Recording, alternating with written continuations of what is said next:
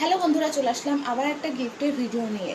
পয়লা বৈশাখ উপলক্ষে সোনার পিপি মানে ছোট পিপি আর হচ্ছে ওর ঠাম্মি ওকে কী গিফট করেছে সেটাই তোমাদেরকে শেয়ার করব।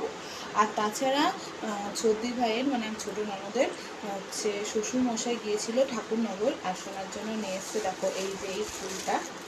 সোনার কিন্তু আগেও একটা ছিল, সেটা ওর পাপাই এনে দিয়েছিল।